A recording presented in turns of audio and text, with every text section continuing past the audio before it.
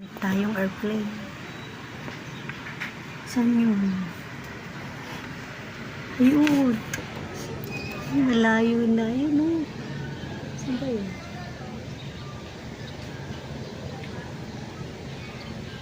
Nakalampas. Di natin na-video yung airplane.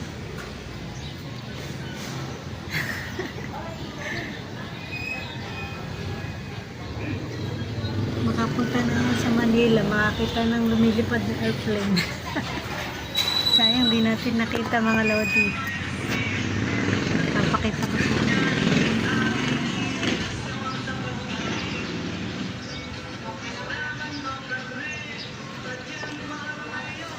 Hindi natin mabuksan ang AK kung ano Charlie.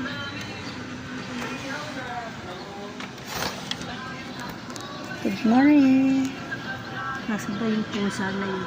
Baka tayo masalisiyan ito. Tumalon agad sa bintana. Good morning.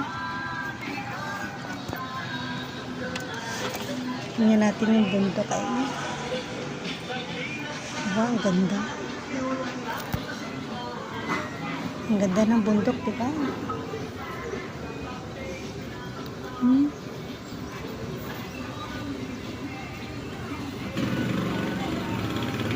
Morning, madam. Thank you so much. Laging support sa amin ni Callie. Ayan. Pag gumanda-ganda pa ang ano. Pag lumito ng haring araw, magbibila tayo ng mga unan para hindi naman manikit yung mga amoy impekto. Mahilig po ako magbilad ng unan. Mahilig ako magbilad ng unan mga idol. Kasi para naman in case na dumating ang tag-ulan at sarado ng ating mga bahay, mabango ang ating mga unan. Diba? Doon naman natin naamoy yung mga amoy ng ating gamit pag saraduan lahat eh.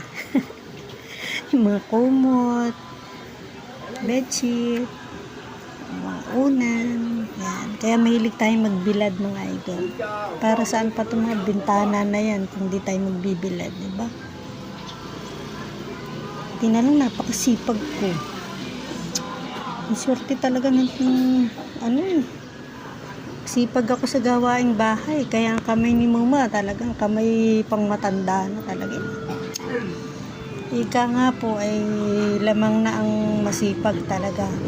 Lugi na ang masipag. Kasi masipag ka eh. Kaya ang ina ko masipag magbalot ng uling at si Jess ay masipag bumili ng uling. At ako naman ay masipag din sa gawaing bahay. Diba? Pare-pares lang kami masisipag. Ganun lang yun. Ayun na naman. Diyos ko. Suboy inhip na naman. Umepal na naman.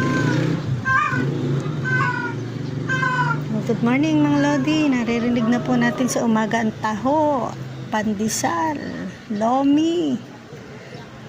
At naamoy naman natin mga niluluto, itlog, tuyo, hotdog, noodles.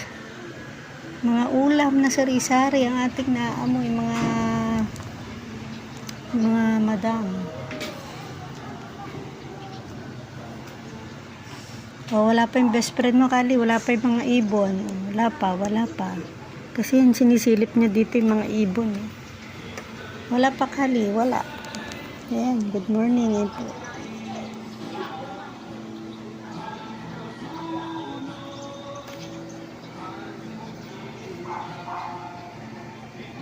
Bye. God bless.